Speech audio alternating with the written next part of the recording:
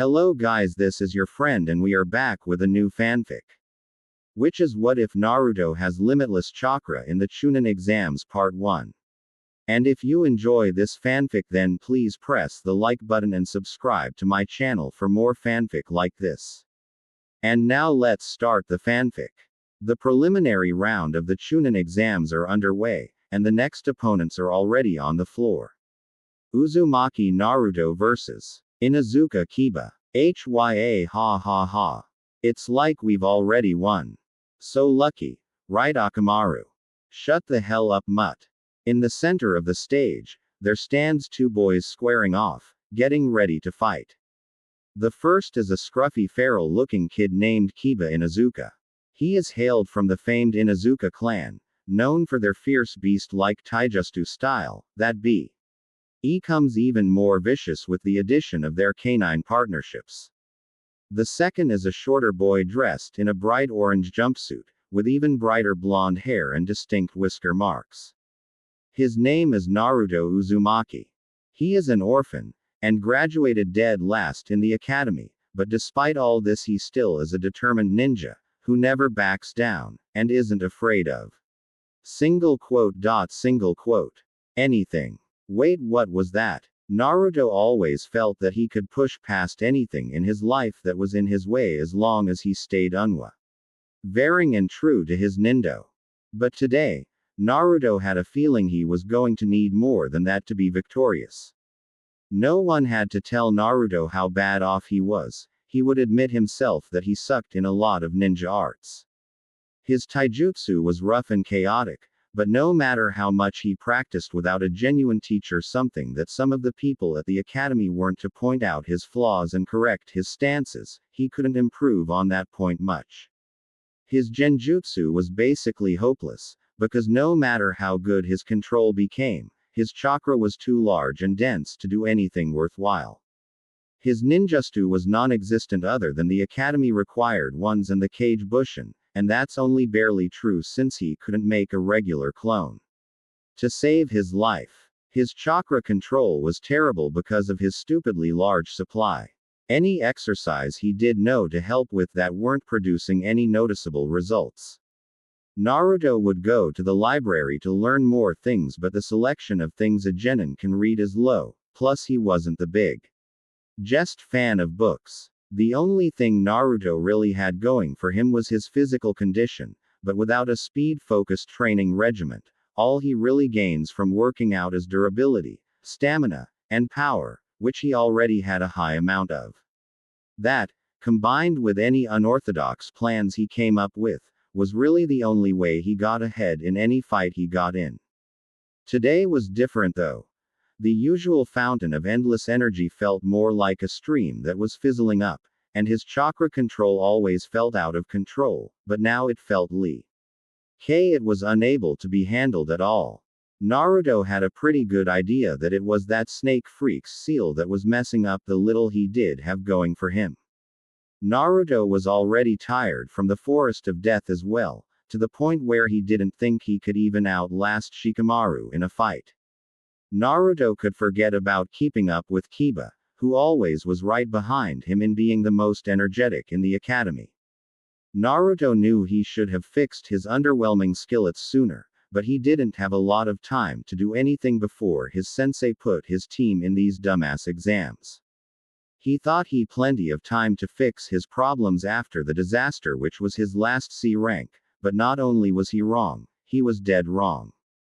Only a couple weeks after wave and they are signed up for the Chunin exams. Naruto vowed to stop procrastinating and take his training more serious after this. Hopefully he wouldn't have to wait to get out of the hospital first. Up in the stands. Naruto. You better not lose to him. Yelled Sakura. Let's see how much you improved, thought Kakashi. Naruto mused Kurenai. Sorry Kakashi, but he can't beat Kiba. That Naruto could never beat Kiba, said Ino. Hinata was conflicted about whether to cheer for her crush or her teammate. Most of the crowd felt that they already knew what the results were going to be, and they weren't going to be in favor for the blonde ninja. On the floor. Hey, Akamaru, stay out of this. I won't need you to defeat this idiot, boasted Kiba. Don't get cocky, yelled Naruto. The decision by Kiba to not include Akamaru should have made Naruto's confidence sour, and if his only problem was his chakra and energy, it would have, but unfortunately it's not. Ever since the fight between his clones and the AIM team, Naruto has been feeling weird. His movements were strange, and his coordination different. It's like something unconsciously about his body was out of whack, but Naruto had no clue what it was. Naruto was sure of one thing though, it was something he could have done without during this fight. I'll be nice, and end this in one punch, proclaimed the Inuzuka. Tch. Hayate Gecko, the proctor for the preliminary rounds, put one of his hands up. You may begin. The match was on. Don't get too comfy, Naruto. This will be over before you know it, Kiba said. Then he got in a crouch on all fours. Imitation beast ninja art. 4 legs technique. Before Naruto's eyes, Kiba's appearance began to grow feral than he already was before, something which seemed akin to Naruto's own changes when he was influenced by the Kyuubi's chakra. After Kiba's transformation was complete, he immediately launched towards Naruto in a speed he couldn't hope to follow. Before Naruto knew it, Kiba was in front of him, and in prime position to attack. It's over, Kiba yelled. Then he swung his clawed hands at Naruto's face. If you asked Naruto to explain what happened next, he wouldn't have been able to tell you. All he saw was Kiba directly in front of him, getting ready to strike, and the next thing he knew was he reacted and let his instincts take over, and now he was below Kiba, having ducked his swipe at him by a narrow margin. He dodged it, thought Kiba and the spectators collectively. Naruto, deciding that it would be best to just go with what feels right, went with the flow, and quickly uppercut Kiba in his jaw. Naruto then, taking advantage of the Kiba's helpless state in the air, jumped up and landed a spinning CK into his stomach, launching his opponent back to the other side of the floor. Needless to say, everyone was stunned, and none more than Naruto himself. Up in the stands, how the hell did Naruto do that? It must be a trick, said Ino. Please, just because your teammates are lacking, don't think that applies to all of us. Sakura shot back. Sure, Naruto was annoying to Sakura at times, but he was still her teammate, and they went through a lot together. She would gladly root for him over anybody that wasn't on her team. Hell yeah, Naruto. Make him eat dirt. He has definitely improved way past what I would have expected, thought Kakashi. I shouldn't be surprised though, experience is the best teacher a ninja can have. Single quote. What the hell? Did that lazy actually turn out to be a good teacher? Wondered Kurenai. Whatever, it hardly matters. Once Kiba and Akamaru get serious, Naruto is done for. The rest of the audience shared a look of shock or interest. It seems this match would play out differently than anyone had thought. On the floor, Naruto was just as amazed as everyone else. He never could move like that, and even if he could, he didn't think he would have been able pulled it off now. Also, Naruto felt that unlike the past few days, when he was just reacting instinctively, he felt normal, like nothing was like before. His mind was fighting with his body, and now that he was listening to it, everything was right in the world. Naruto didn't know why this was happening, but he did know that he didn't have any plans on how he was going to win before. So he would do what he did best. Wing it. Lucky hit, it won't happen again. Kiba called out as he was getting up off the floor.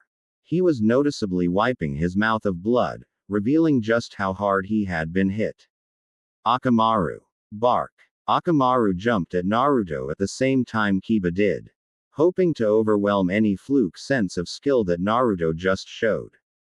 They first started with a flurry of quick pounces, then started to come at Naruto with a barrage of hit-and-run attacks. But Naruto, to the surprise of absolutely everyone, avoided all solid connects. Kiba let up from his onslaught and backed away. I'll admit it to you, Naruto. You sure got better, but this is it. It ends now, Kiba said, pulling 2 red pills from his pocket. He gave one pill to Akamaru and he ate the second one. Akamaru turned an inflamed shade of red, then jumped on Kiba's back. Beast effect ninjutsu. Beast human Bushin. Now, where previously only one Kiba and his dog was, there was 2 Kibas. One on the other's back. Getsuga. Both Kibas suddenly launched themselves at Naruto, twirling at impossible speeds. To Naruto it seemed like it was 2 miniature whirlwinds hurtling towards him. Naruto wasn't deterred though. He didn't know how far his new instinctive skills could take him, but he would keep pushing. Just before the attacks hit him, Naruto pushed himself into the air, narrowly avoiding their claws. The Fang duo didn't stop though, seeing a prime opportunity to attack while Naruto was stuck in the air. Naruto, seeing Kiba and Akamaru turning around to hit him again, flipped and twisted his body in the air at an angle allowing him to maneuver between them without getting hit. Kiba and Akamaru landed back on the other side of the arena. Whatever, so you can do fancy moves, it doesn't matter. You can't keep this up forever, taunted Kiba. Privately, though he wouldn't admit it, he was a little put off by just how capable Naruto was turning out to be. Naruto knew he was right. He didn't perfectly avoid the last attack, his jumpsuit was ripped and some of his skin scratched. Also, since he was running on fumes, the injuries would only get worse. Naruto needed to come up with a plan, which made him thankful that he had a few things he used for pranks in his pouch. I didn't think I would have to use these, but I guess if the shoe fits. Naruto said, pulling out a stink bomb. And since you have such a sensitive nose, I guess the shoe is pretty snug right about now. Quote. Naruto reared his arm back, with the key to his victory in the palm of his hand. Eat this, Kiba, shouted Naruto. Then he threw the bomb across the arena. And way over Kiba, with it only stopping its flight when it burst on the floor by the wall behind him. Quote. The entire room silently stared at the rising cloud of gas in the corner. Hee hee. Oops. Idiot. Was the single thought shared by everyone. Kiba started laughing, with tears in his eyes. Ha, of course only you could fuck up that bad, Naruto. Up in the stands. To mess up an advantage that bad. Kurenai said to herself. I guess Kakashi couldn't make the idiot any smarter. Naruto, why are you like this? Moaned Sakura with her face covered by her hands. I guess a loser will always be a loser, said Ino. She turned towards Shikamaru, only to see him lying down getting ready for a nap. Aren't you going to watch the rest of the match? Quote. No point. It's obvious how this is going to turn out. I guess it does seem like Kiba has this one in the bag. No, it's actually the opposite. What? What would make you say that? Sigh. Shikamaru turned away from her. It's too troublesome to explain. On the floor, Kiba finally calmed down from his laughing fit and got back in crouching position to attack again. Oh man, it's so over for you. You just blew your only chance to win. Chuckled Kiba. I'm not done yet. I still have a few more, retorted Naruto. It doesn't matter how many you have. You won't be able to touch me with them, and with that Kiba and Akamaru resumed their attack. Getsuga. What followed was the most extreme game of dodgeball ever played. Naruto dodging the canine duo, and Kiba and Akamaru dodging the stink bombs, allowing them all to hit the ground well away from where they were. The stink bombs all landed on the outer parts of the arena, leaving Kiba with plenty of room to work with. Naruto eventually ran out of bombs, only having about a dozen of them, bringing their little game to an end. He jumped back a little to give himself some breathing room. He was visibly taking harder and longer breaths. If I can't affect your smell, then I will try your sight, said Naruto. He then pulled out his only smoke bomb and threw it on the ground, covering the entire middle of the floor with smoke. Up in the stands. This was the guy that I was afraid would beat Kiba. What a joke, thought Kurenai. Don't tell me he forgot about Kiba's strong sense of smell. He was just trying to capitalize on it a second ago. Quote, on the floor. Idiot. Did you forget my senses are better than the average nin? There is no way you can hide from me in this smoke. I will just sniff you out, said Kiba. He then started sniffing the air to pinpoint Naruto's location. Too easy. Getsuga. Kiba launched in the smoke with Akamaru in the direction of Naruto, and got a direct hit. After scoring a couple more blows, they tossed him up in the air, then drilled his body back into the earth, leaving a slight indent into it. As the smoke started to clear up, all that anyone could see was Naruto seemingly unconscious at the bottom of a small crater. Proctor, call the match. He won't be getting up anytime soon, said Kiba. Hayate examined Naruto's body for a few seconds, then he put his hands up. Winner by knockout. Over here, mutt boy, cried Naruto, appearing out of nowhere, but before Kiba could turn and look at him, Naruto slid underneath him and kicked his feet off the ground, just as the body in the crater puff ed into smoke. Nah.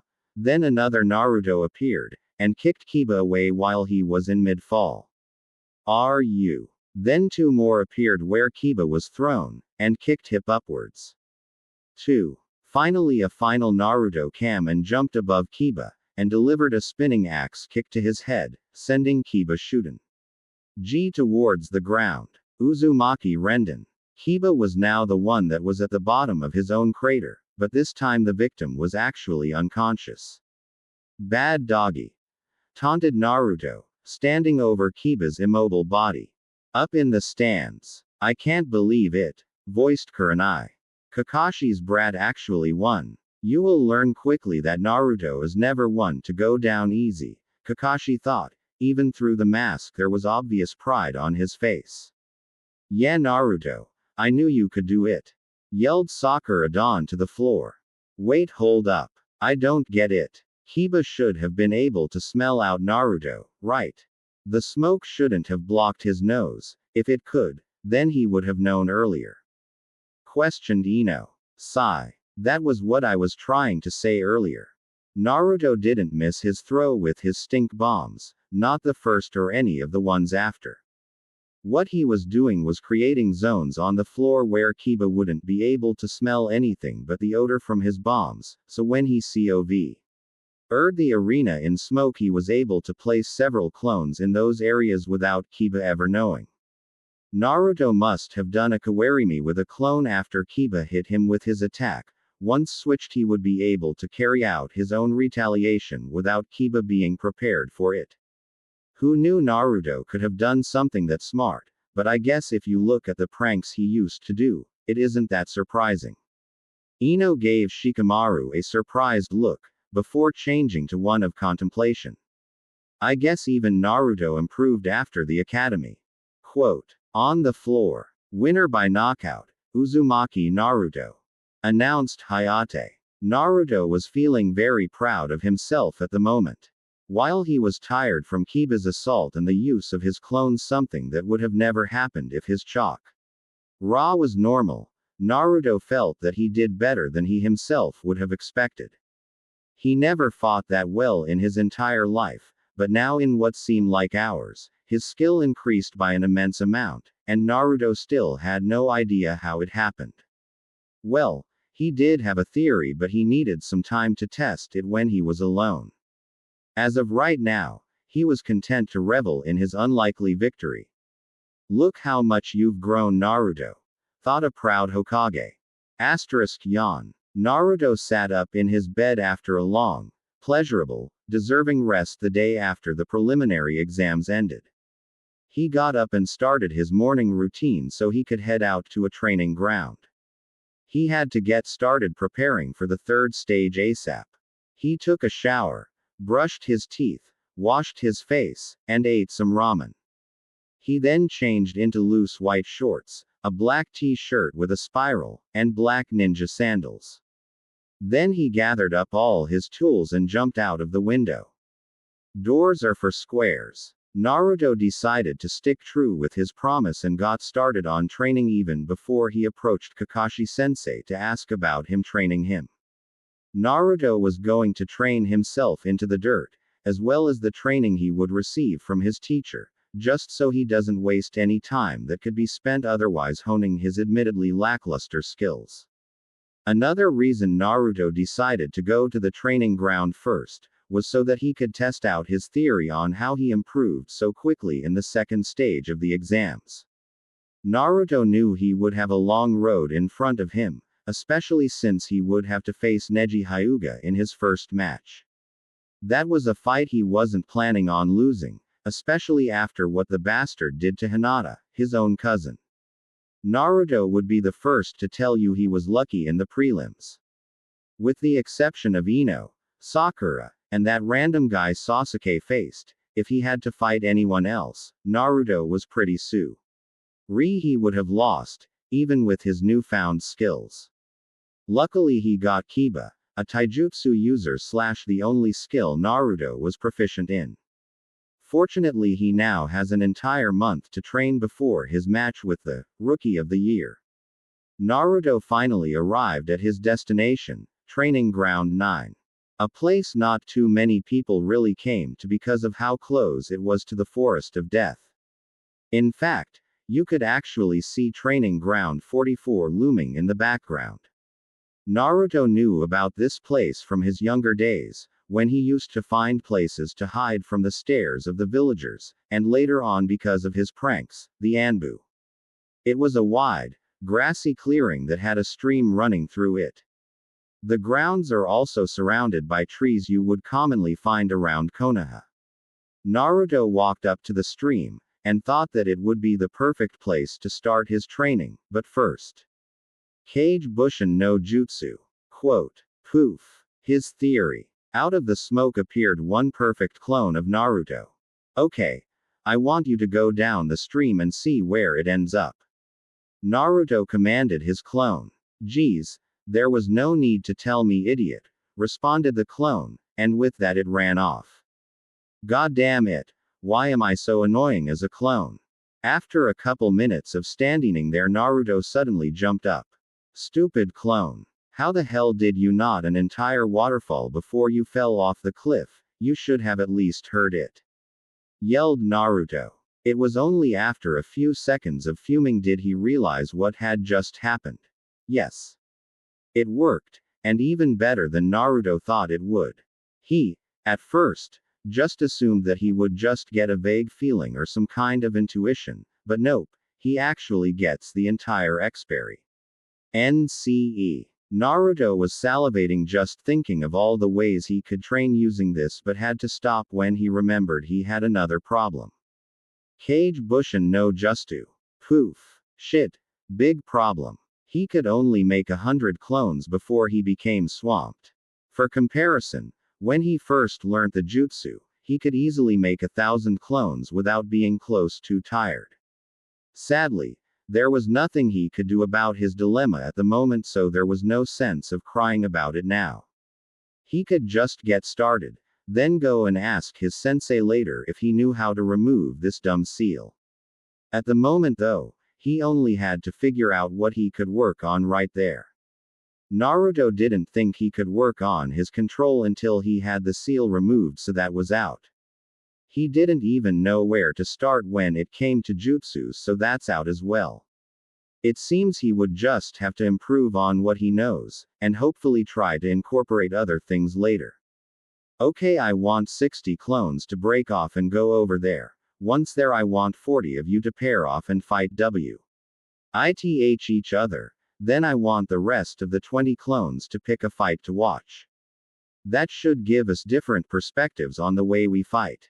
I want the last 40 clones I didn't mention to work on their shuriken and kunai proficiency.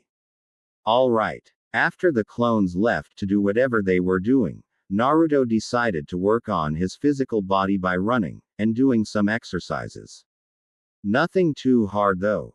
He didn't know what awesome plans his sensei had for him.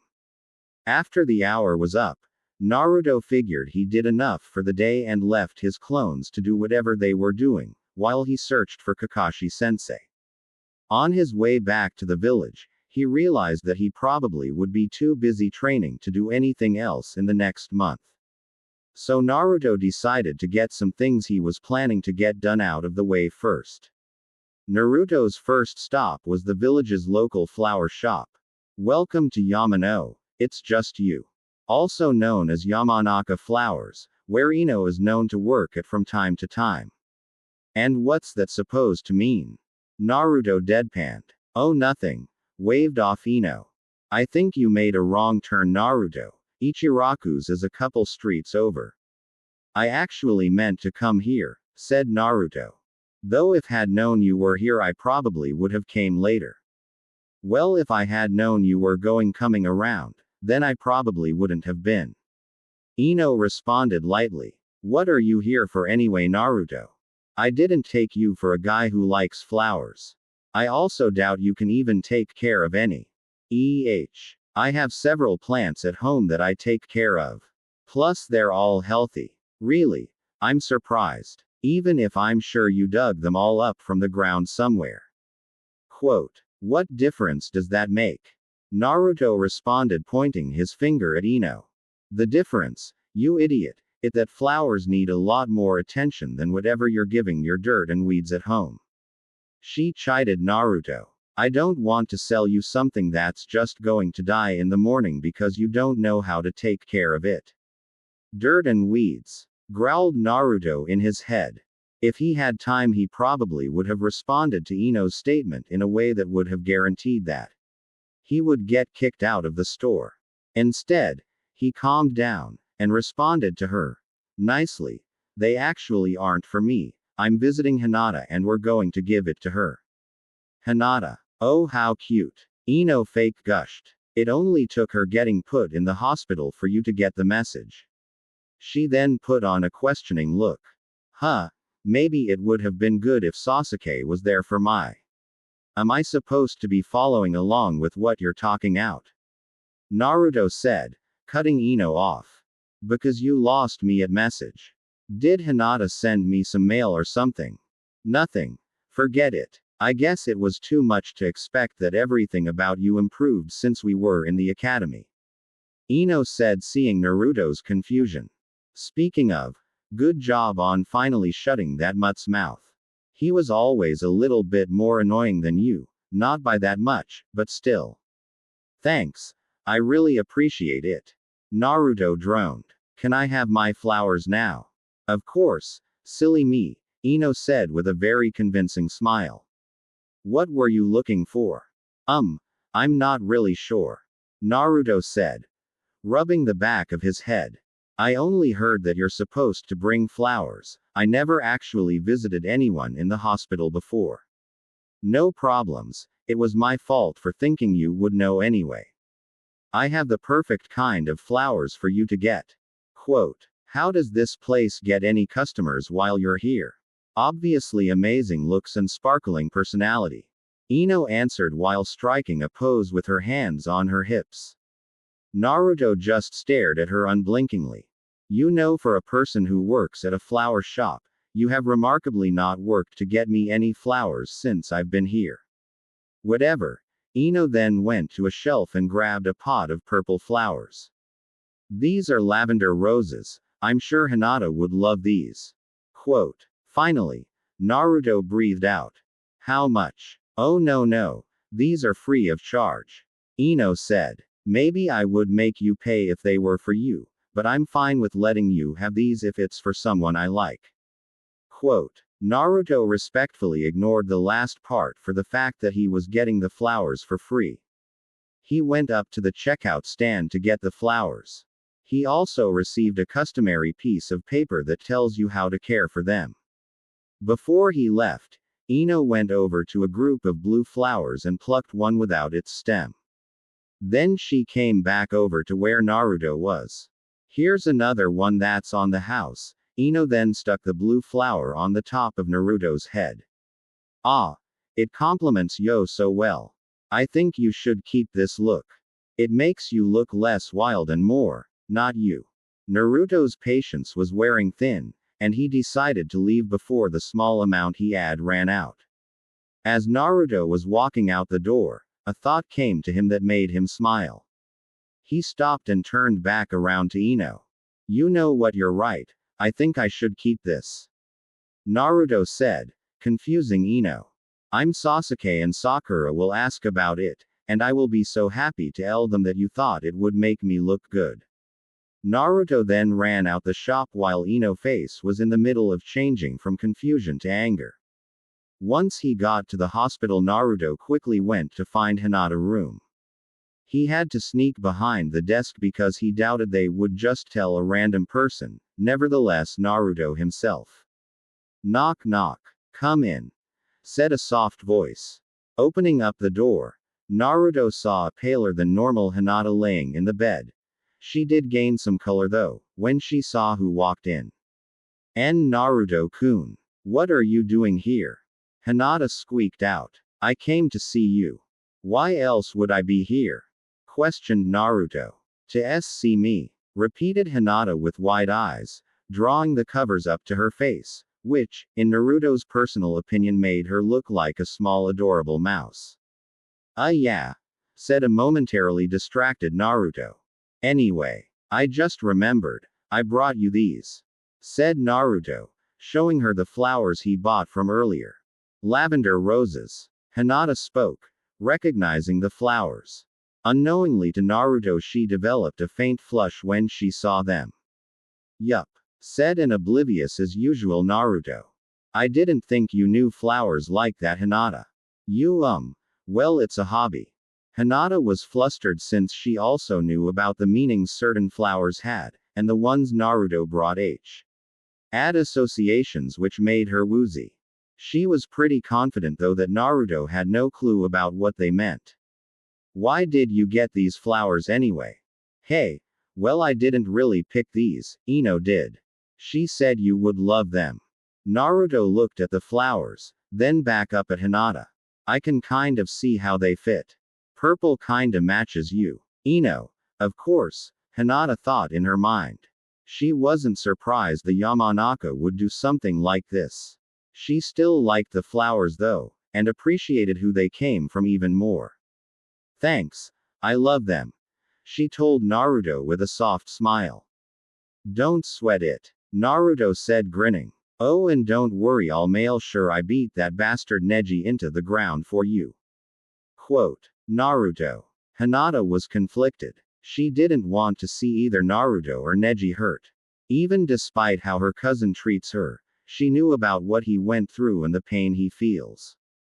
Unfortunately, she didn't think she could say anything to neither boys to get them to go easier on the other. She smiled at Naruto. Good luck. Thanks, Naruto said with a wide self-assured smile. Then he pointed his thumb at himself and gave a more fierce grin. But I don't need any luck. If she had to choose though, then Hinata hoped Naruto won. A pumped-up Naruto was walking through the hallways of the hospital, when he saw the exact person he was going to look for in the main lobby. How lucky. Kakashi-sensei. I have a favor to save it, Naruto. I already know what you are going to ask and the answer is no. Interrupted Kakashi. How unlucky. Why not? Because I already planned to train Sasuke. Explained Kakashi. But don't worry, I found you a teacher, he said, pointing to the other side of the room. Naruto turned around in the direction he was pointing and saw Closet Perv, looking at him with the same disgust in his eyes as always. Naruto-san, I have accepted to be your teacher for the month, and I will beat out all that foolishness out of you. That you call skill, Ebisu said with a touch of unkindness. Come on, Kakashi-sensei, can't you find anyone else to teach me other than this pervert? Besides, I beat him once already, complained Naruto. Pervert, Kakashi said in a question tone. But before Naruto could answer, Ebisu clamped his hands over Naruto's mouth and started pulling him away. Nothing. He is delusional. You will have your student back, properly taught, by the end of the month. And with that he pulled Naruto away. Why did you bring me to the hot springs? What can we learn in here? Asked Naruto. The basics. It is clear you need a clear review on everything that you were already supposed to know. Said Ebisu. Yeah, whatever. Mumbled Naruto.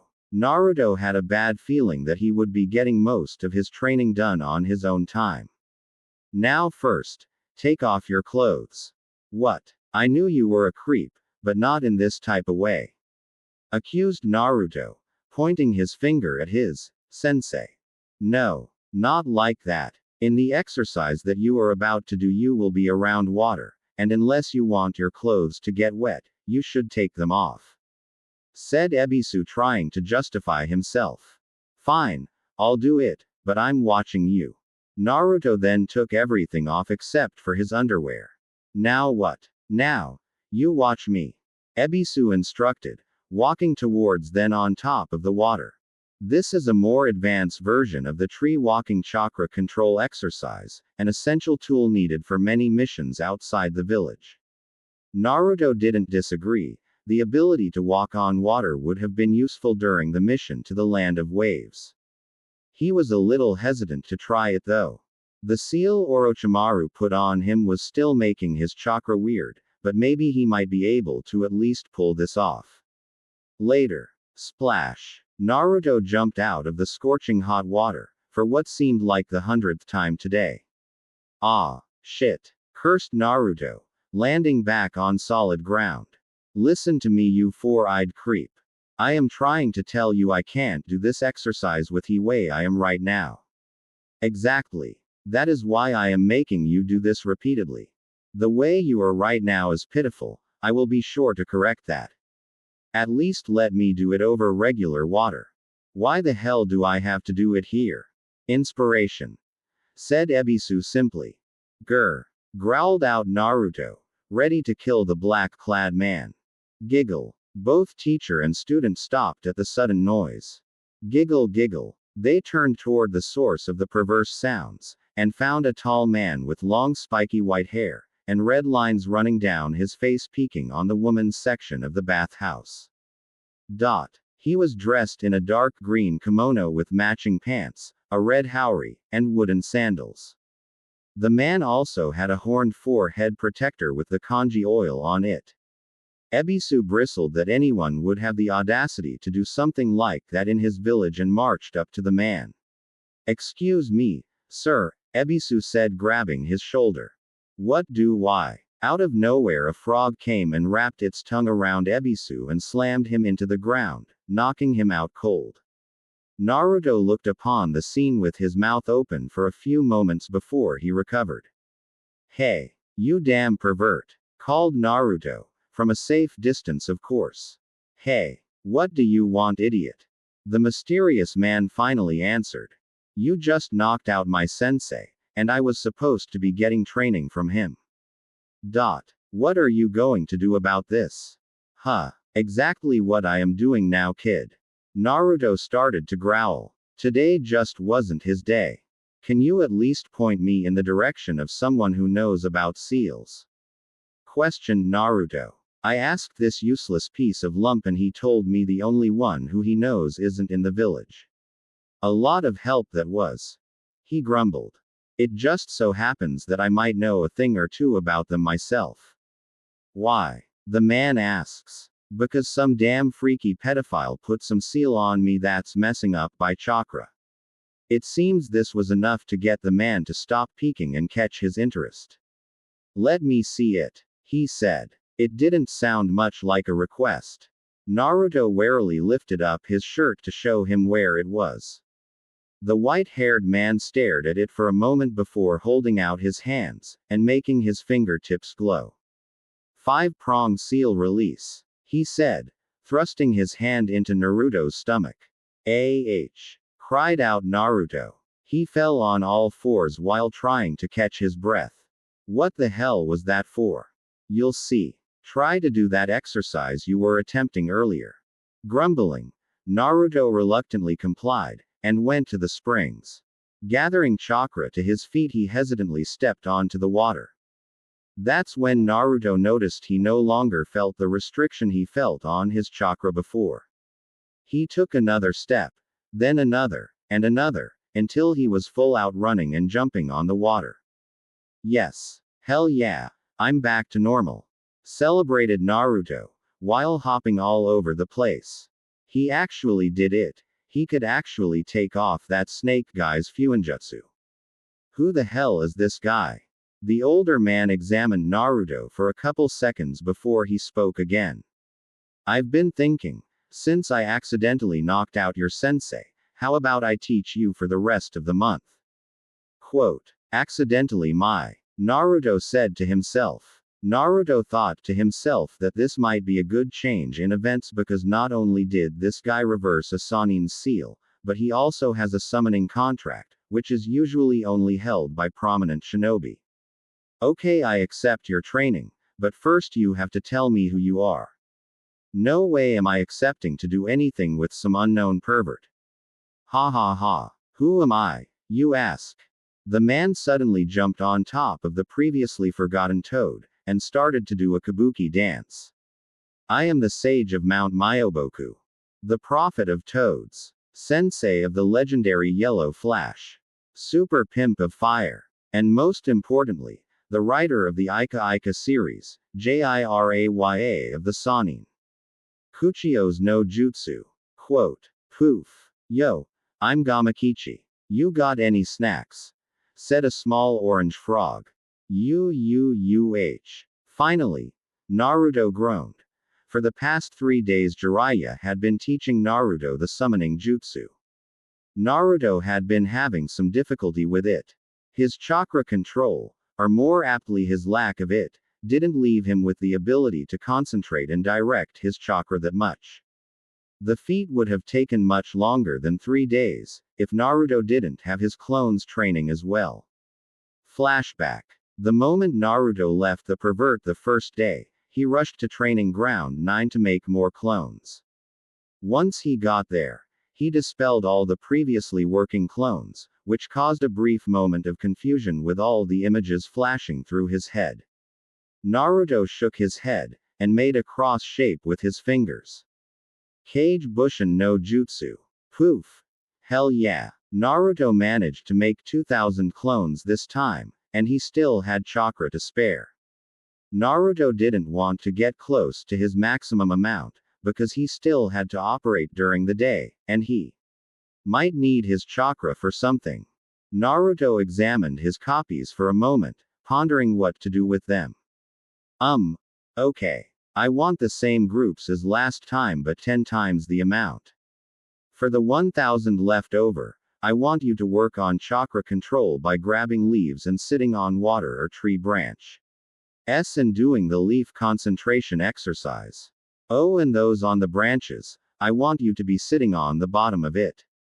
Alright, let's go. The crowd of blondes just mumbled their agreements and left, some not saying anything at all. Bastards, at least show some enthusiasm. Naruto said, with a tick mark. Naruto then started to work on his physical body, doing a more extreme version of what he did that morning. After a few hours, Naruto stopped, finally reaching his limit. If I keep this up I should be able to refine my strength and skills, but I won't be able to do anything new, mused Naruto. Suddenly getting an idea where to start, Naruto raced off towards the village. It was a slow day for Ishii Higurashi at his weapons shop, and he was occupying his time by sharpening a few of the blades he had. He was about to move on to a dulled kunai, when he heard the bell that was connected to the door chime. He swiftly cleaned up his area, and made his way to the front.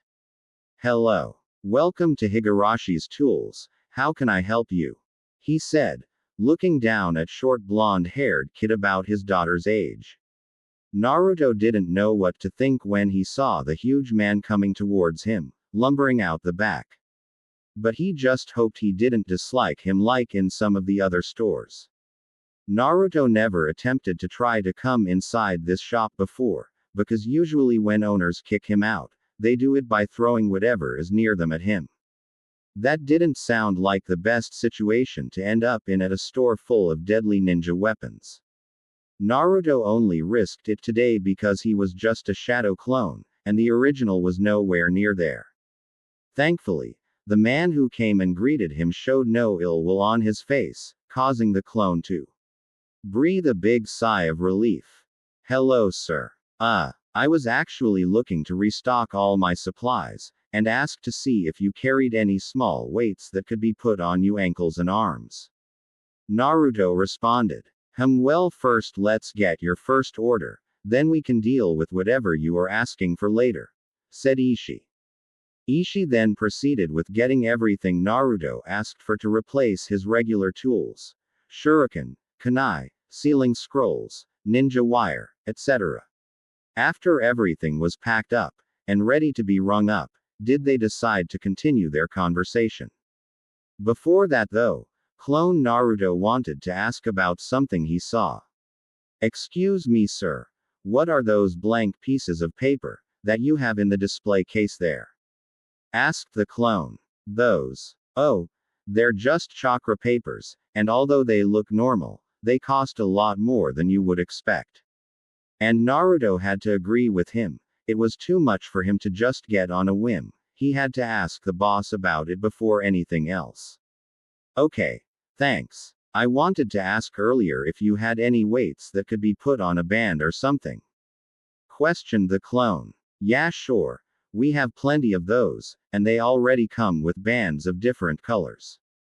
Tell me what weight you're looking for, and I'll bring them, said Ishii. I think I'll start with two 50-pound weights in black bands, and two 100-pound weight bands, that are also in black, ordered Naruto. Sure thing, kid. Ishii went around the shop and started gathering the weights needed. Once he had them, he brought them to the front to be paid for. Anything else? Nah. Almost declined Naruto, before he suddenly got a dazed look in his eyes. Naruto was in that state for only a second, before he snapped back to reality. Actually, I would like to see the chakra papers. A little earlier, way across town, the original Naruto was running towards the library. The library was split into 3 parts, and each one had different requirements to get into. The first part was the civilian section, and it was open to all citizens of the Leaf. The second part was the normal shinobi section. You had to be at least a genin to have access to it. The final part was the more restricted shinobi section, and you had to be Chunin and above to read anything in it. Naruto knew most of what he would be looking for would be in the last section, but that wasn't a problem for him. The whole library is watched by 3 Chunin, who sit at a desk in the middle of the front area. For Naruto, who has painted the Hokage monument in broad daylight, and sneaked into the Hokage's office, this was basically nothing. Naruto was scanning all the shelves for anything of interest, and whatever caught his eyes he threw on a table. He already amassed some books on elemental affinity, DA rank jutsus, chakra control exercises, and basic sealing. He had an interest in sealing because of obvious impact they have had on his life. Once he had all the books he wanted, he took a bunch of empty scrolls out his pocket and started the next step. Kage Bushin no Jutsu.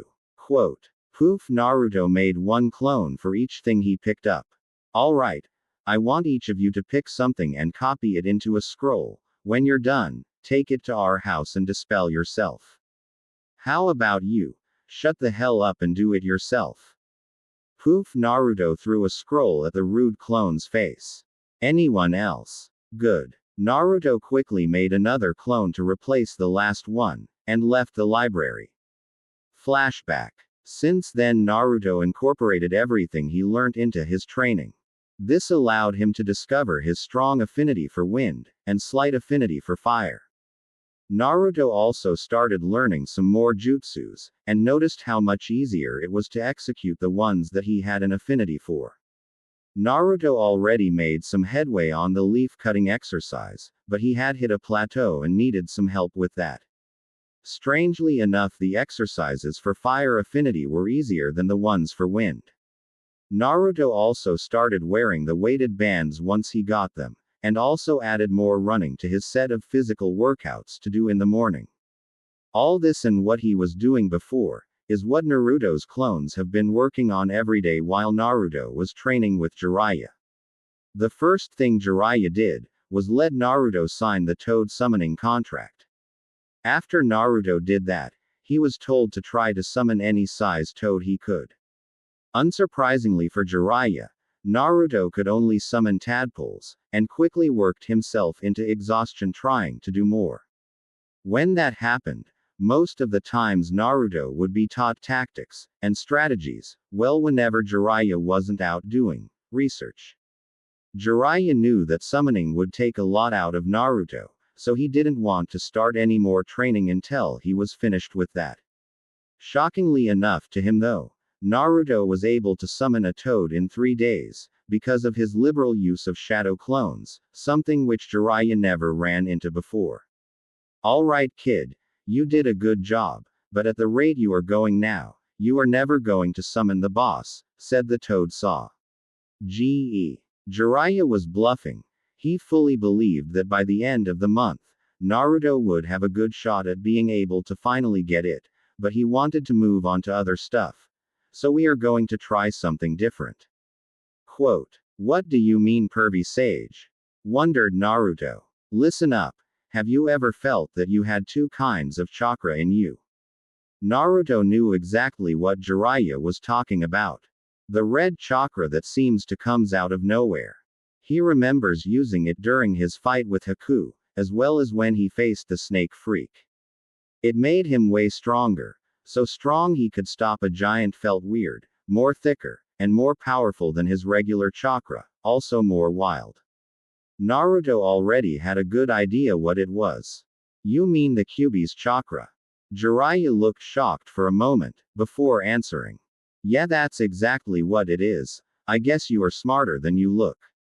An indignant Naruto was about to complain, but the Sannin kept talking. I know that you have used the power before, but calling upon it consciously is different. If you are able to learn how to do that, you will always have something up your sleeves for when things go left. Quote, yeah, I guess I say ack. Naruto didn't get to finish because Jiraiya suddenly punched him in his gut hard, rendering him unconscious. If he can only bring up the Kyuubi's chakra when under distress or when in extreme danger, the only way for him to learn how to do it actively is for him to remember how it feels. Concluded Jiraiya. Forgive me, Minato, for what I am about to do. He then picked up Naruto and started walking away. A while later Naruto woke up on the floor, rubbing his groggy eyes. Oh, what just happened? Groaned Naruto, not noticing the white-haired man standing in front of him. We end your training today. If you don't complete it you die, Jiraiya said. He then pushed Naruto's forehead with one finger, sending him backwards, down a slope that was covered by plants. Woo! Naruto was rolling through the bushes now, getting many scratches along the way. The slope finally ended, sending Naruto sliding out of the shrubbery. Unfortunately, the ground ended there too, so he fell out of the bushes and into a giant deep chasm. Og. Naruto was disoriented before, so he didn't really process what was happening, but after he started falling he was wide awake. Aware enough to know what was happening and also who caused it, if his curses towards a certain pervert or any indication. Naruto was about to try catching himself on the walls using his chakra, but then he saw how spiky and wet they were and figured that would be a terrible idea. He would have tried to summon a toad, or even some clones, but he was all juiced out from training. That fucking bastard. If I survive this I am going to kill that pervert. Damn. Naruto didn't know how he would survive this. After all the close calls Naruto had, he finally gets done in by his teacher. Hell no. I don't care if I am out of energy, I'm not going to die here. Proclaimed Naruto. He then bit his finger and did the seals for the summoning jutsu. Naruto started trying to push whatever chakra he had left, closing his eyes from the strain. All of the sudden he didn't feel the wind whipping past his face, or the sensation of falling. Naruto opened his eyes and found himself in a dark, murky sewer. When he looked around, he realized it was more of a flooded building or industrial factory than a sewer. Naruto felt a familiar feeling in his gut pulling him towards the direction of one of the doorways. Naruto followed this feeling through halls and turns, until he came upon a large chamber, that had a giant gate with a seal on the middle of it. "So my esteemed warden finally comes to visit me." A deep rumbling voice sounded from behind the gate, pulsing the water out to the direction of Naruto. Naruto knew immediately what it was. "Kyuubi. No, it's the other giant being in your stomach," the now identified Kyuubi sarcastically said. Naruto developed a tick mark after that remark, and lost some of the reservations he might have gained from the fact he was facing such a massive beast. "Shut the hell up, furball. Why did you bring me here anyway?" Quote. "'Cause your dumb was about to get us killed," grumbled out the Kyuubi. 1. I wasn't about to do anything, I was thrown off a cliff. 2. What do you mean us? Ooh. Hehehe. I get it now, Naruto said, finally thinking about what the Biju said. "If I die, you die, huh?" Naruto sat there and pondered for a while, before nodding his head to something he apparently figured out. "Well, I guess that means only one thing." The Kyuubi, thinking he knew the depths of all humans, thought that he had Naruto pinned too. Like any other mortal, he would seek to have the Kyuubi under his thumb and use his power for his own purpose. The Kyuubi would rather die than be under someone's control again. Luckily, it turned out that his container was one step ahead of him and got himself thrown off a cliff. The tailed beast only brought him down here to give him a chance to honor his father's words, even if he didn't believe them. But it seems this human is just as he thought. Now that he found out the lack of control the Biju actually has over him, he will seek to put the Kyuubi in submission. "We'll be working together from here on out," declared Naruto. "What?" thought the Kyuubi, eyes wide. There is no way he heard that right. "What did you say, kid?" "I said that we are partners. I don't want to die, and I am pretty sure you don't want to die. So if our lives depend on protecting my body, it is better for us to work together than to be against each other," Naruto clarified. "Plus, I would rather have a good relationship with the big fox that's living inside of my body." Quote. "Grr. That makes no sense. I attacked your village. I am the reason you have no parents. I am the reason everyone despises you. Why would you try to help me? What makes you so sure that I won't just kill you, then go back and destroy your village?" Exclamation mark. Quote. Naruto, completely misunderstanding the part about his parents, confidently responded, "Because I get it. All I have been told all my life is that you're a monster. The same thing was said about me. I know that sometimes the people that are despised the most don't really deserve it. I think it would be better to hold my reservations about you until I see you actually did something wrong. And if it turns out everything everyone said about you is true, and you are just a big, evil fox." Quote. Naruto grinned at him. "Then I'll find a way to finish what the fourth Hokage started myself." Naruto finished with a determined smirk. The Kyuubi was quiet for a moment, before he started chuckling. "I guess you're not as stupid as I thought, though you are still missing a few marbles for even thinking about threatening me." "Hey, I never said it would be easy," Naruto said. "But I never back down from anything." Quote. "Yeah, whatever," puffed out Kurama. "I'll allow some access to my chakra, so you didn't end up as a bloody smear." "Gee, thanks, furball. With that, you have overstayed your welcome," growled out the Kyuubi. "Also open up a history book sometime. The fourth Hokage didn't start anything." Huh. Naruto's eyes snapped open, and he found himself once again falling down the chasm. Naruto wasn't scared this time though. He could feel chakra running through him that didn't belong to him, but was his at the same time. He pushed the chakra towards his still outstretched hand, knowing it would be more than enough than what he needed. Summoning Justu. Poof. Huh. What? Where the hell am I? Jiraiya. Naruto was now standing on top of a humongous toad dressed in what seemed to be a Yakuza uniform. Hey, who's that on my head? The toad called out. Naruto ran down to the summon's nose so it could see him. I was Naruto Uzumaki, your new summoner, answered Naruto. The toad laughed. There's no way a shrimp like you could summon me. Ha. Naruto was starting to get pissed off. I was the one who summoned you, you piece of shit toad. The summon stopped laughing, and looked at Naruto for a long time, before seemingly confirming something. Alright then, I guess I could make you my underling. Alright, said Naruto, not really knowing what was happening. Underling. Is that how all summoning contracts work?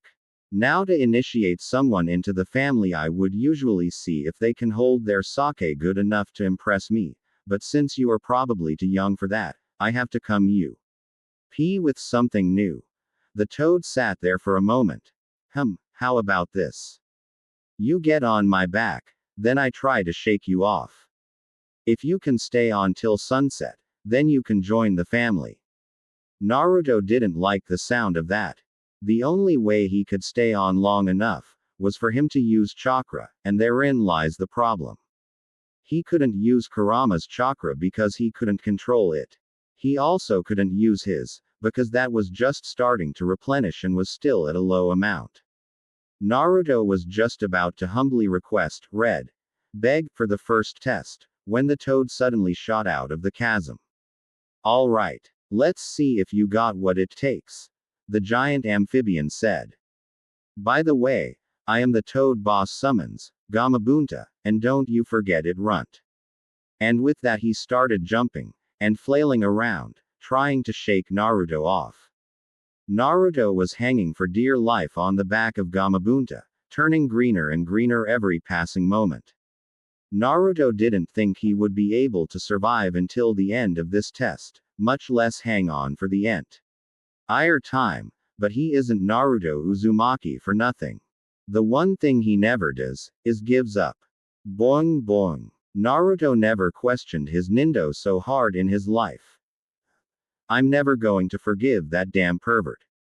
Single quote. Boing. Naruto woke up hours later to a white ceiling. Groaning, he sat up and looked around, and recognized the place he was currently at as the hospital.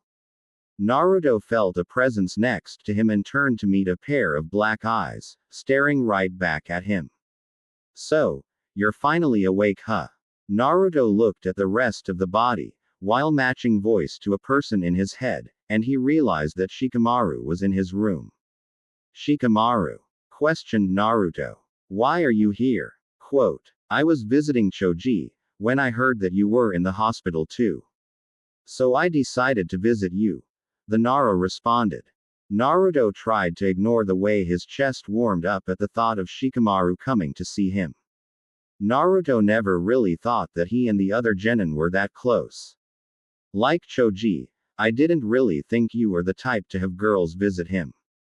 Naruto was about to retort with his own remark, but thought about something he just noticed. Wait, Choji's still in the hospital. I didn't think his injuries were that serious. They weren't. Choji ate too much and ended up landing himself in the hospital again. Shikamaru explained with a sigh. Oh, should have figured. Naruto then noticed a fruit basket, sitting on the edge of his bed. Shikamaru, seeing where Naruto was looking, started talking. I originally brought that for Choji, but the nurse said it wasn't good for him to have anything to eat, so I thought I might as well give it tea. Oh gee, thanks, deadpanned Naruto, trying to ignore the warm feeling that popped up again. You know what we should do? Eat this in front of Choji's face. Sigh. Let's go, I don't have anything else to do. Quote. Naruto got up and got dressed. He then grabbed the fruit basket and headed into the hallway with Shikamaru. On the way to Choji's room, Naruto got a cold feeling near his gut, and it was directing him to another part of the hospital. He darted off to find the source of the chill, with a surprised Shikamaru following behind. Naruto, what's gotten into you? Spoke Shikamaru. I'm not sure, but if you follow me, you'll probably find out. Quote, how troublesome. Shikamaru complained, but he still followed. Well, that was intense. Shikamaru said, rolling his neck. Yeah, you're telling me, responded Naruto listlessly.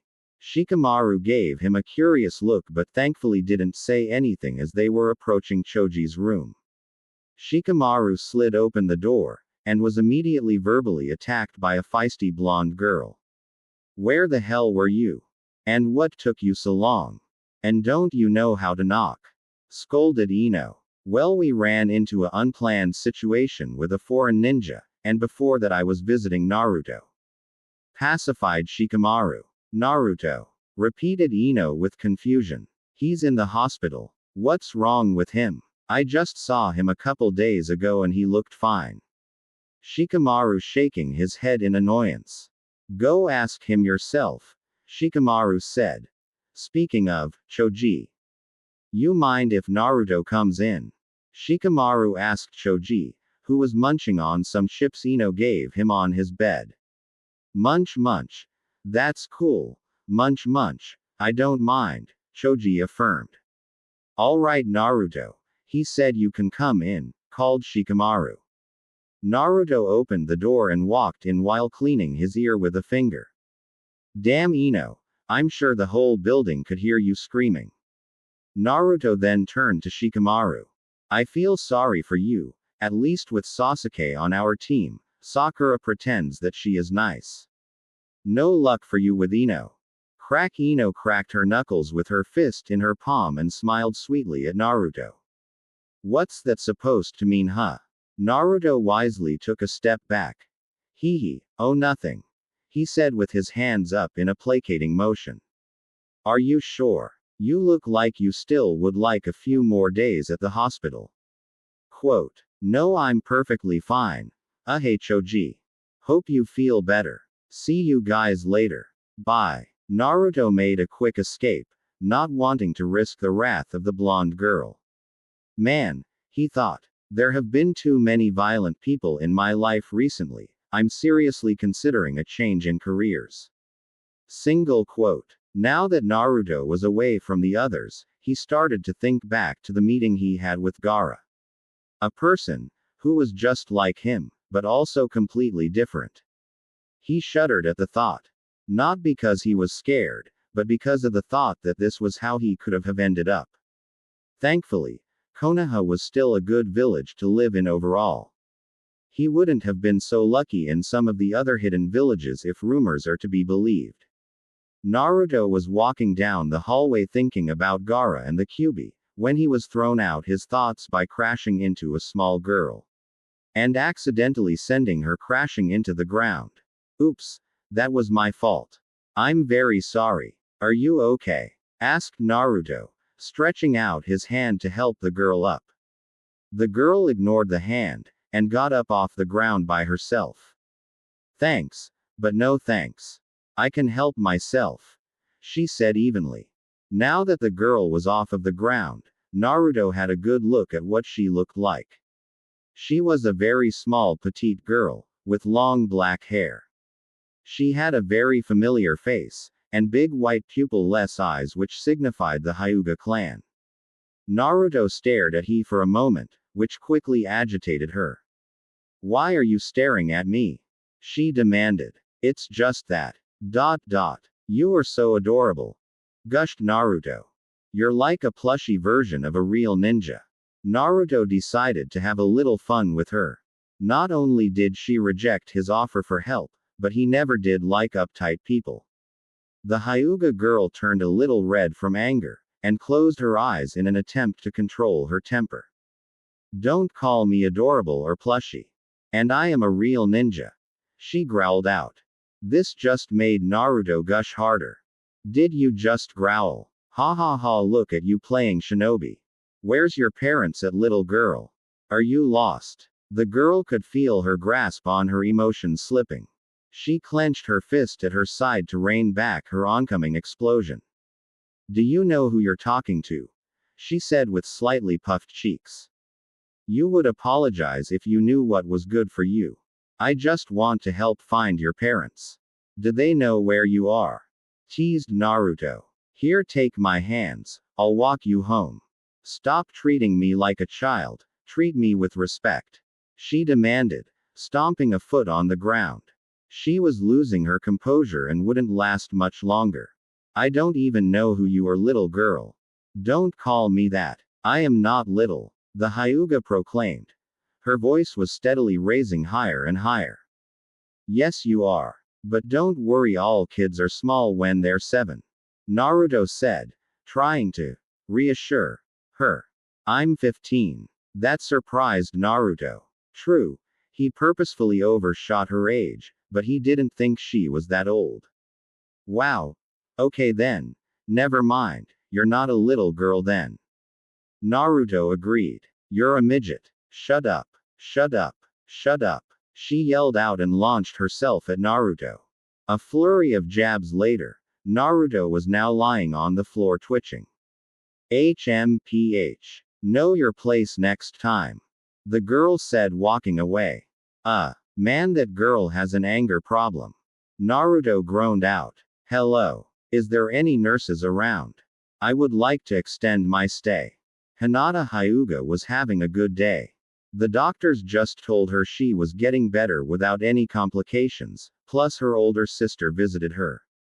The only thing that could make this day better would be if. Knock knock. Come in, she called out.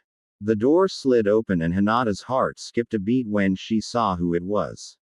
Naruto-kun. Hey Hinata. How are you feeling? Naruto asked, sitting down on a chair by the bed. Much better. The doctors even said I should get out before the end of the month. Hinata said, trying to calm her racing heart. That's awesome. Then the next time we meet it can be somewhere other than a hospital. Naruto said distastefully. Next time. Hinata repeated. She wasn't sure what reason Naruto would have to talk with her after she got released. Yeah, I hate hospitals. Almost anywhere else is better. Ichiraku's is definitely a better place to hang out at. Naruto said offhandedly. Is Ichiraku's really that good? Questioned Hinata tentatively. I never actually had it, but you make it seem like it's really good. Hinata had ramen before, and while it was good, she has had a lot better. Naruto started gaping at her with his mouth open after she finished her question. He started turning pale and shakily pointed his finger at her. Yun never had Ichiraku's ramen before. He was shocked how anyone could live like she had. No wonder you're so gloomy and dark. Naruto said, missing Hinata slump a little at his words. I need to take you there ASAP. It's on me. I'll gladly cover the cost in this kind of emergency. Hinata turned red. Take me, she squeaked. Yeah, I'll have to find you sometime after you get released, since we can't go today. This is something that has to be fixed as soon as we can. Hinata felt a little woozy, and leaned a little back in her bed. She must have been worse off than she thought, and now she started hallucinating. Naruto, seeing her face start flushing, got concerned for her health. Hey Hinata, you look a little feverish. Are you okay? Quote. I'm fine. I probably just need to take a little nap. I should be okay once I wake up. Okay. I should probably leave you to sleep then. I wouldn't want you to miss out on Ichiraku's longer than you would have to. Naruto started to turn towards the door, but suddenly remembered something. Hey Hinata, do you have a little sister? Hinata chuckled, and nodded her head. Yes, but she's actually my older name is Hanabi, and she's 2 years older than me. Quote. No way. She's actually 15. Naruto said, shocked. Hinata chuckled again. Yeah, she's normally cool-headed, but when it comes to her size she starts to become sensitive. Naruto started unconsciously rubbing the welts he just got. It took him a while to find a way up from the floor. You're telling me Why do you ask? Naruto. Well, I just met her in the hallway, and when I first met her, I definitely saw how cool she was, but I found out the other part you mentioned the hard way. Naruto said, wincing. Hinata smiled at him. She's not likely to forget that for some time too. Not too many people would say something like that to her, so she remembers the few that do. Hinata didn't think that was such a bad thing. Usually her sister only expresses herself when they were alone together. The way they were raised and the expectations put on Hanabi as the heir causes her to be stoic most of the time. Anytime she can shed that weight and show her emotions freely, Hinata would be happy. Even if, unfortunately, it's at the expense of Naruto. Sorry, Naruto-kun. Huh. Why are you apologizing? After a long night's rest, and a morning at Training Ground 9, Naruto arrived at the clearing he and Jiraiya have been using for training. He saw Jiraiya at the center of the field reading a scroll, and made his way to him. Good morning, pervy sage. What are we learning today? What did I say about calling me that brat? Jiraiya scolded, bringing his fist down on Naruto's head. As for your question, well, since you are finished your summoning training, we can start training you for real. What you were doing before was just a warm-up. I have made up a whole schedule of what you will do for your training. I noticed that you took some interest in seals, so I decided to make it one of the things you will learn about. I tell you, you couldn't have picked a better teacher in seals than me, kid. Anyway, the schedule is like this. First is evasive techniques. Then some seal work. Third is meditating under a waterfall. Number 4 is jutsu theory and application. And the very last thing is a spar between you and me. No hold barrels on Naruto's part. When Naruto heard his upcoming daily schedule, he realized that he would be coming home broken after every training session. He was happy he had clones running around doing things for him, because he would have little time to do anything without them. Naruto had a little over 3 weeks until he had to fight in the Chunin exams, and he was for damn sure going to take advantage of every second he had. Sounds good, pervy sage. What are you waiting for? Let's start the first lesson. Naruto quickly knew regret. Dodge, said Jiraiya, who punched Naruto in his stomach, sending him flying to the other end of the field. Naruto got up and wiped his mouth. He then ducked under one punched, just to get hit by a roundhouse kick, shooting him off again, but this time towards a big rock wall. Naruto smashed into the wall, then dropped. His collision caused pieces of the rock to fall off it, and bury Naruto in stones.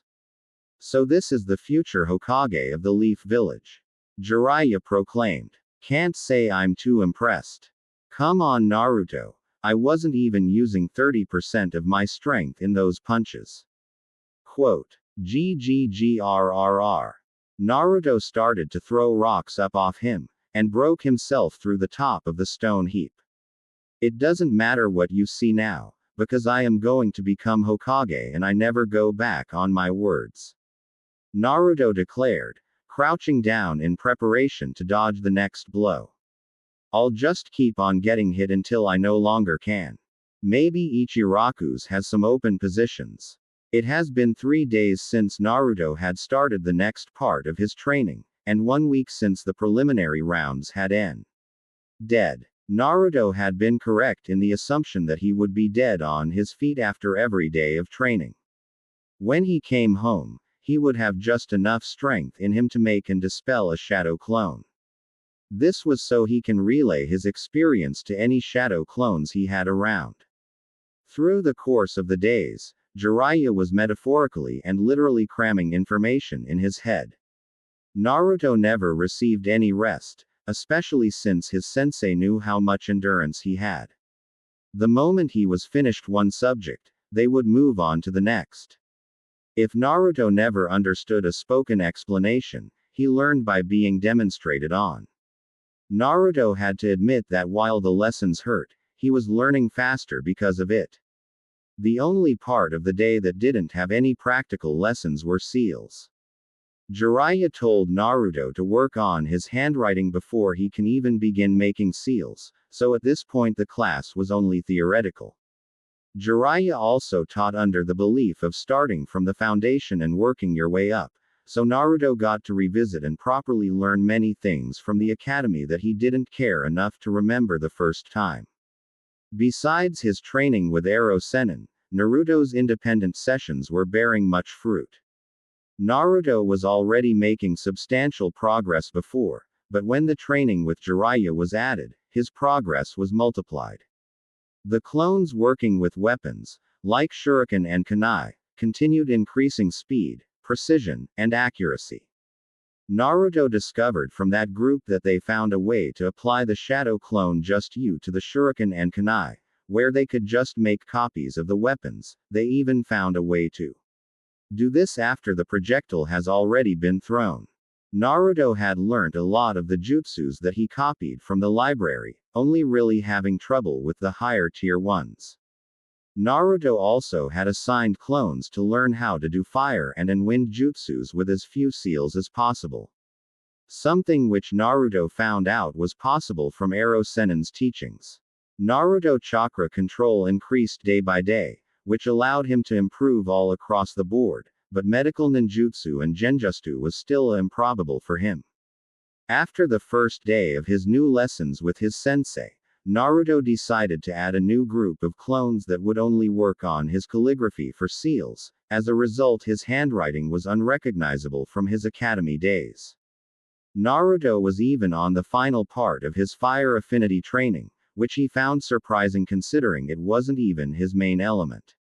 The only setbacks he had during training, strangely enough, was in his wind affinity training, which he was supposed to have a strong affinity for. He was still on the first exercise, and he still didn't have a clue on how to complete it. Naruto had done many things with the leaf, even some things that could be passed off as a tear down the middle, but he was never able to get his chakra to cleanly cut through the leaf. Naruto already made up his mind to find help if he didn't get any results in the next few days. The one lesson Naruto learned best from all this was that shadow clones were truly bullshit. He could get hours and hours of experience in anything he wanted, and because they were clones, he didn't have to worry about harming himself. It turns out that Mizuki was even a better teacher than Iruka. Currently Naruto was trying out a new training routine that he was planning on doing once every week. Naruto was standing in the center of about 100 clones, that were standing in a wide circle around him. All the clones were standing in fighting position, ready to launch off their feet in a moment's notice. The original Naruto cracked his neck, and rotated his arms before he got in a similar position as his clones. Let's go. One by one each clone started to run towards Naruto and tried to attack him. Naruto would block, parry, counter, or dodge every hit. One clone would come with an overhead flying kick, and Naruto would spin his body in a way where it would miss, and come around with a kick of his own. Another comes from behind Naruto trying to attempt to attack at a blind spot, but before a hit could land Naruto flips over the clone, putting one hand on the clone's back to help the maneuver. Naruto gripped the clone's shirt in the process of the flip and threw the clone at another one who was preparing to do a jutsu, dispelling both of them. The clones switched up and started attacking in twos, making Naruto have to work harder than before. From an outsider's perspective, it was clear that the original was faster than the army of clones by a good amount, despite that Naruto was starting to get glancing blows and cuts. A clone, seeing that Naruto was wearing down, decided to finish it in one blow. The clone quickly made a bird seal. Wind style. Air bullets. 3 balls of pressurized air shot out of the clone's mouth towards his maker. Naruto dispatched the clone he was fighting, and tuned towards the incoming projectiles while going through seals. Earth style. Mud wall. A portion of the ground shot up to intercept the bullets of air, and when they collided, they exploded into rubble and debris, covering the area with rocks and smoke. Naruto did a simple wind just you to clear the smoke, and paused at what he saw next. All of the clones which were left, which was about 20-something, were in the air facing Naruto, flashing through the same just you wind style, drilling air bullets. They cried in unison. Then a countless number of expelled air balls filled the air, and they were all headed for Naruto at a frightening speed. Boom! A large explosion happened in the middle of the field, the resounding noise resonating through the air. The smoke from the combined blast took several moments to clear by itself, all of the clones waiting watching the impact point without lowering their guards. When it was visible enough for them to see, they peered in. Now where once the original stood, there was just a big crater, that looked as if multiple bombs were set off to dig it, and at the very bottom of the hole there was one small man-sized hole, partially hidden by dirt and rocks. What the he? One of the clones said, but before it could finish it was interrupted by a loud voice. Over here, idiots, said a figure that launched in the air from the forest. The airborne ninja made a tiger seal and inhaled widely. Fire style. Great fireball jutsu. Exhale. A massive orb of roaring flames burst out of Naruto's mouth, flying towards where the clones were gathered. Before they could move, the attack hit the clones. Boom! Erupting into a magnificent explosion of fire. Naruto landed in a crouch on the ground, breathing hard from the exertion of his latest activity. He stood up from the ground, brilliant crimson light bathing him, and started to stretch. You got all that? Breathed out Naruto towards the treetops of a few trees. Up in the tree, several clones sitting on branches gave Naruto the thumbs up. Naruto had thought of the idea for the exercise he was currently using after trying to run a couple of his laps with the weights off. He ended up tripping countless times, and crashed into a couple trees. Naruto was then able to figure out that he did successfully gain more speed, it was just that he wasn't used to moving at them. He knew that this would hinder him if he ever decided to take off his weights in a fight and decided to. Had he needed a way to get used to going fast, and he came up with the 1 against 100 exercise. He would summon 100 clones while he had weights on, then he would take the weights off and fight against all of them. He also had a couple clones observing the entire thing from afar. Naruto planned to do this once a week, so that he would feel comfortable when he got rid of his bands. But Naruto only completed the first part of the exercise. You ready to go again, boss? One of the clones said. Naruto was going to keep sparring until he couldn't move anymore. He was determined to be prepared for all situations.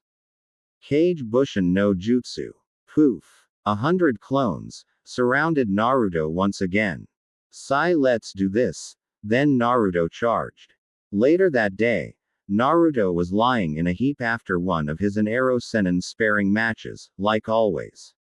Unlike always, Jiraiya didn't immediately go off searching for the nearest bathhouse, and stayed behind to talk to Naruto for a few moments. Hey Naruto, Jiraiya said to the pile of meat that was once Naruto. I realized today during our sealing lesson that I have never seen you right before, so I don't really have a clue how long it would take until you were ready to do Fuinjutsu. Groaned Naruto. Jiraiya ignored Naruto and kept on talking. So in light of that fact, I decided to finally see now before it slips my mind and I never remember. Moans of pain was the only thing the Toad Sage received in response.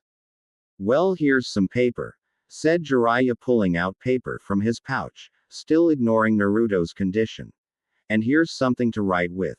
He also pulled out an inked brush and held both items in front of Naruto's limp body. Naruto didn't do anything for a few moments, but then he took the two objects and started to do something on the paper. After he was done, he threw them both on the ground.